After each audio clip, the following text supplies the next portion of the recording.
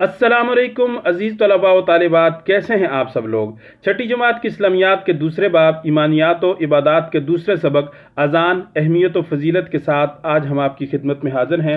صفحہ نمبر 12 پر آج یہاں سے ہمارے سبق کا آغاز ہوگا۔ چلیے تو سبق شروع کرتے ہیں۔ رسول اللہ صلی اللہ علیہ وسلم نے اذان کی فضیلت بیان کرتے ہوئے ارشاد فرمایا کہ المؤذنون اطول الناس اعناقا یوم القیامہ۔ ترجمہ: قیامت کے روز اذان دینے والوں کی گردنیں تمام لوگوں سے زیادہ بلند ہوگیں۔ گویا اللہ تعالیٰ روز قیامت ان لوگوں کو اذان کے باعث بلند مقام عطا فرمائیں گے۔ یہ حدیث حضرت معاویہ رضی اللہ تعالیٰ عنہ سے مسلم شریف میں روایت ہے کہ جس کا مطلب یہ ہے کہ قیامت والے دن جو مؤذن ہیں وہ اللہ رب العزت کے حضور بلند مقام کے اوپر فائز ہوں گے۔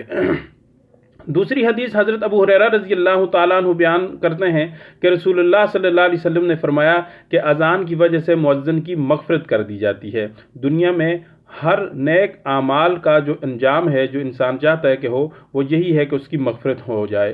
اب اگر اذان سے مغفرت ہوتی ہے تو یقیناً اذان ایک بہت ہی اچھا اور مقبول عمل ہے۔ آپ صلی اللہ علیہ وسلم کا یہ بھی ارشاد ہے کہ اگر یہ معلوم ہو جائے کہ اذان دینے اور پہلی صف میں نماز پڑھنے کا کتنا ثواب ہے تو ہر شخص آگے بڑھنے کی کوشش کرے، یہاں تک کہ حتیٰ کہ فیصلہ کرنے کے لیے قرعہ ڈالنا پڑے۔ حتیٰ کا مطلب ہوتا ہے یہاں تک کہ۔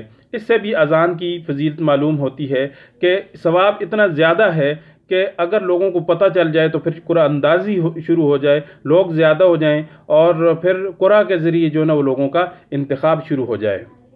یہاں سے آگے صفحہ نمبر 12 کے آخر میں اذان کی ترغیب دی جا رہی ہے کہ ایک سچا مسلمان جب اذان کی آواز سنتا ہے تو فوراً اپنا آرام اور کام کاج چھوڑ کر مسجد جانے کو تیار ہو جاتا ہے۔ یہ اذان کے آداب بیان کیے جا رہے ہیں کہ جب آپ اذان سنتے ہیں تو سن کر اس کو انسنی نہ کر دیا کریں، بلکہ مسجد جانے کی تیاری کیا کریں۔ یہ ایک بہت بڑی عبادت ہے۔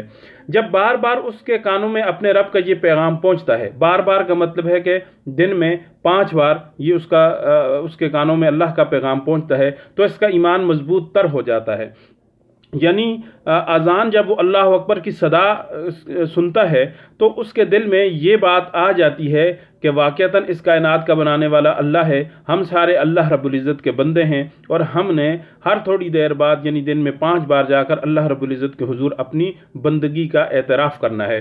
اس کے دل میں اپنے رب کی عظمت ہمیشہ کے لیے بس جاتی ہے۔ اسے یقین حاصل ہوتا ہے کہ اس کی فلاح نماز کی ادائیگی ہی میں ہے، کیونکہ وہ اللہ رب العزت کا حکم سمجھ کر نماز کو پڑھنے لگتا ہے۔ اس کے بعد صفحہ نمبر 13 کے اوپر ہم جو ہے نا وہ چلے جاتے ہیں جہاں اذان کے فضائل ہیں۔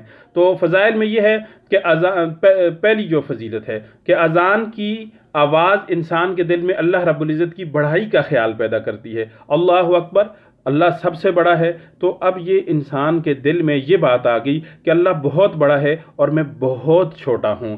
دوسرے نمبر پر اذان سنتے ہی انسان دنیاوی کاموں کو چھوڑ دیتا ہے، گویا دنیا کے بجائے دین سے رغبت پیدا ہو جاتی ہے۔ یعنی اسے یہ احساس ہوتا ہے کہ دین میری زندگی کا ایک اہم حصہ ہے۔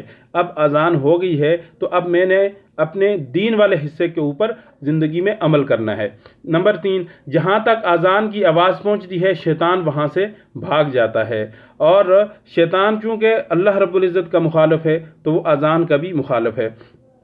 اللہ رب العزت کا کلمہ وہ اذان ہے اور شیطان نے اس کے مقابلے میں مزامیر یعنی گانے باجے اور جو چیزیں اس طرح ڈول دھماکے ہوتے ہیں وہ ان چیزوں کو پسند کرتا ہے اور لوگوں کو اس کے اندر لگا دیتا ہے کہ وہ جو بری آوازیں ہوتی ہیں وہ شیطان کی آوازیں ہوتی ہیں اور جو نیک آواز ہوتی ہے اللہ اکبر کی صدا وہ اللہ رب العزت کی طرف سے یہ صدا لگائی جاتی ہے۔ نمبر 4، اذان دینے والے مقام پر اللہ رب العزت کی رحمت نازل ہوتی ہے، اور یہ اس لیے فرمایا کہ رحمت چونکہ جہاں اذان ہو رہی ہے وہ کلمہ بہت سارے لوگوں کو سنائی دے رہا ہے اور بہت سارے لوگ اس وقت اللہ کی طرف متوجہ ہوتے ہیں، تو لہٰذا اللہ رب العزت اس مقام کے اوپر رحمت نازل کرتے ہیں۔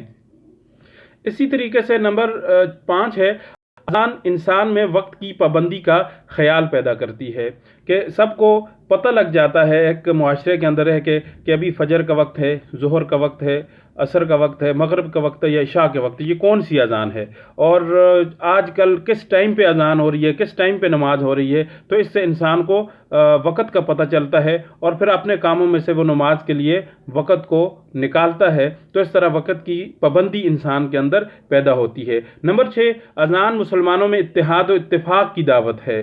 اب اذان ایک ایسا عمل ہے کہ جس کے ذریعے سب مسلمان مسجد کی طرف روانہ ہوتے ہیں اور ایک جگہ پر اللہ رب العزت کے حضور وہ اعتراف بندگی کرتے ہیں۔ تو اب اذان نے سب مسلمانوں کو ایک جگہ کے اوپر اکٹھا کر دیا۔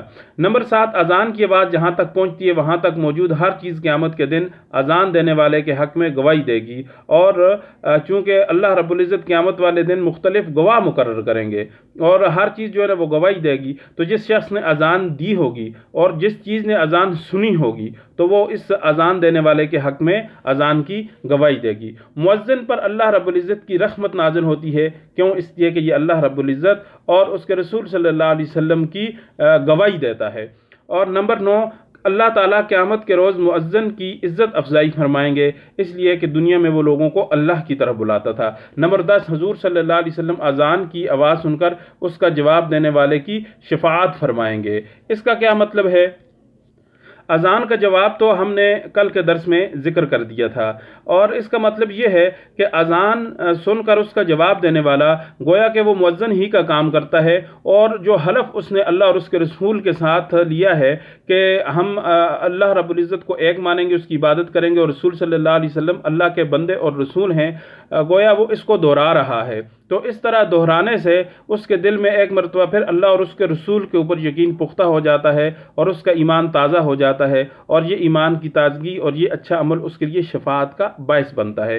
آخر میں ہم آپ کے سامنے مؤذن کے لیے کچھ شرائط ہیں ان کا ذکر کریں گے کہ سب سے پہلی بات یہ ہے کہ جو مؤذن ہے کوشش کرے کہ وہ 5 وقت کا نمازی ہو، اور اذان جو ہے نا وہ عربی زبان کے اندر دی جائے اور ٹھہر ٹھہر کر دی جائے، اور خواہ مخواہ کی لے اور سر نہ لگائی جائے، کیونکہ شریعت کے اندر یہ چیز اتنی ثابت نہیں۔ ہاں مختصر سی جو ہے نا وہ لے ضرور ہونی چاہیے، لیکن زیادہ اس کے اندر تصنع، تکلف اور بناوٹ نہیں ہونی چاہیے، اور اس میں آواز کو دل پسند اور بلند رکھنا چاہیے۔ اسی طریقے سے جو لوگ مؤذن ہیں، اذان دینے والے ہیں، ان کو چاہیے کہ وہ وقت کی پابندی کریں، اور ان کو اذان کا وقت بھی معلوم ہونا چاہیے اور نماز کا وقت بھی معلوم ہونا چاہیے۔ باوضو ہوں تو یہ بڑی اچھی بات ہے، اور اگر باوضو نہ ہوں تو اس صورت میں بھی اذان ہو جائے گی، لیکن بہتر یہ ہے کہ وہ وضو کر کے اذان دیں۔ تو یہاں تک آج ہمارا سبق یہ پورا ہو گیا ہے۔ آپ سب سے گزارش ہے کہ آپ ہمارے اس چینل کو سبسکرائب کریں، لیکچر کو سنیں، اس کو شیئر کریں، اور نیچے اس میں کومنٹ کریں، اور زیادہ سے زیادہ لوگوں تک جو ہے نا وہ اس کو پہنچائیں، تاکہ زیادہ سے زیادہ بچے اس سے استفادہ کر سکیں۔ کاپیوں کے اوپر لازمی آپ لوگوں نے اس مشق کو حل کرنا ہے، جس کا کل سے ہم آغاز کریں گے۔ اللہ رب العزت سب کا حامی و ناصر ہو۔ وآخر دعوانا الحمدللہ رب العالمین۔